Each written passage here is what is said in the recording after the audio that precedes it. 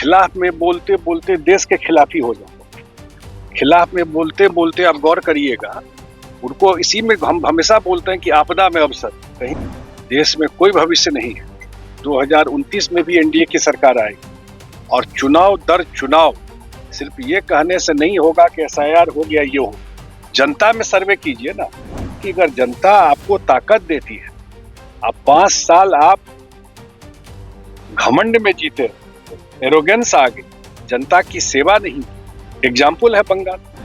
विरोध करना है तो सिर्फ विरोध के लिए विरोध नहीं करे, लॉजिक और तर्क पे विरोध।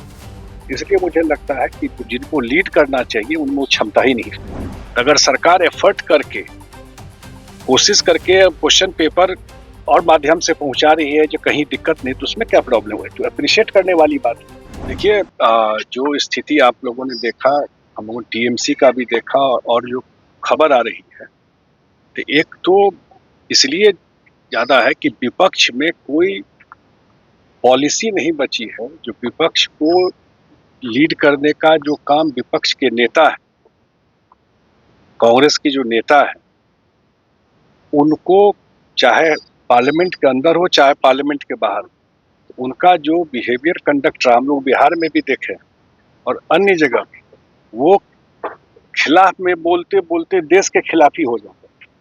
खिलाफ में बोलते बोलते आप गौर करिएगा, उनको इसी में हम हमेशा बोलते हैं कि आपदा में अवसर। कहीं कोई समस्या हुई, प्रॉब्लम हुआ, ईरान अमेरिका में दिक्कत पूरा दुनिया को है, ये तो इंडिया की वजह से हुआ नहीं, लेकिन उसमें भी उनका चलता रहता है। इसलिए ओवरऑल जो है, जो परिस्थिति है, जो विपक्ष के लोग दीवार की लिखावट को पढ़ रहे हैं, आगे क्या भविष्य है, देश में कोई भविष्य नहीं है। 2029 में भी एनडीए की सरकार आएगी और चुनाव दर चुनाव सिर्फ ये कहने से नहीं होगा कि एसआईआर हो गया ये हो। जनता में सर्वे कीजिए ना, 20 ठो जनता में पूछिए जा करके कि कोई 2 आदमी बोलने वाला है कांग्रेस के बारे में, वही ना प्रतिपक्ष का सबसे इम्पोर्टेंट पार्टी है। तो ये परिस्थिति उनकी हो गई है, तो जो भी लोग हैं, तो स्वाभाविक है उनको दिखाई पड़ रहा है। कोई सोचता था क्या जो टीएमसी का हाल हुआ, जिस हिसाब से लोग, चुनाव खत्म नहीं हुआ, लेकिन जिस हिसाब से उस पार्टी को, जो पार्टी, और बिहार एग्जाम्पल है, इसलिए एग्जाम्पल है कि अगर जनता आपको ताकत देती है, आप 5 साल आप घमंड में जीते, एरोगेंस आ गई, जनता की सेवा नहीं। एग्जाम्पल है बंगाल। एक बार सत्ता से बाहर गए तो पूरा पार्टी आपका ये हो। इसलिए बिहार में तो आप सब जानते हैं, कम से कम जेडीयू के बारे में मैं कह सकता हूं कि हम लोग के नेता नीतीश कुमार को जितना ताकत मिलता है उतना विनम्र हो जाता है। लोगों, पार्टी में भी लोगों को कहता है कि विनम्र रहे, मतलब किसी पे वो नहीं है। लेकिन ये जो अभी देख रहे हैं जिस भी पार्टी में, वो धीरे धीरे लोगों को समझ में आ गया है। लोकतंत्र में विपक्ष भी इम्पोर्टेंट है, विपक्ष भी सही होना चाहिए, विपक्ष को भी राइट क्वेश्चन पूछना चाहिए। विपक्ष भी राजनीति नहीं हो सकती, लेकिन विपक्ष को भी अगर विरोध करना है तो सिर्फ विरोध के लिए विरोध नहीं करे, लॉजिक और तर्क पे विरोध। इसलिए मुझे लगता है कि विपक्ष, मुझे तो जो देख रहा हूँ, जिनको लीड करना चाहिए उनमें वो क्षमता ही नहीं है। सर नीट का जो रिटेस्ट हो रहा है सर, उसमें जो सुरक्षा के प्रक्रिया अपनाया गया, उस पर सवाल उठा है कि छात्रों को परेशान करते। क्यों परेशानी हो? ट्रांसपोर्टेशन से कैसे परेशानी हो?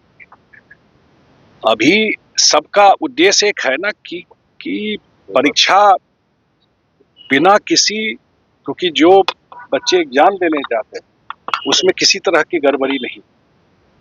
और जो प्रॉब्लम आया, मैं सरकार को इसलिए धन्यवाद देता हूं कि सरकार ने कोई बात नहीं छुपाया।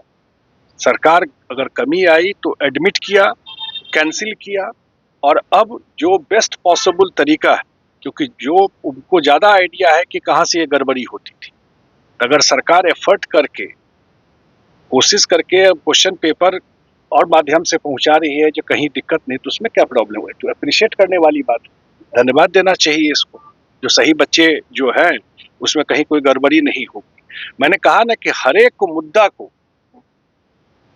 अगर कोई कमी हो गई, कहीं गलती हो गई, और उसको कोई सुधार करने की कोशिश कर रहा है तो उसको अप्रिशिएट नहीं करके कैसे उसमें अपना पॉलिटिकल पॉइंट स्कोर करें, उसी में विपक्ष लगा रहता है। इसमें तो अच्छी बात है ना कि अगर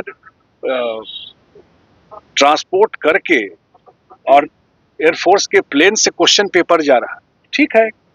गड़बड़ी होता जब ट्रक से जाता था, गड़बड़ी होता जब ट्रेन से जाता था, अब सीधा जा कहीं कोई गड़बड़ी का चांस नहीं है उसमें। ये तो अप्रिशिएट करने वाली बात है।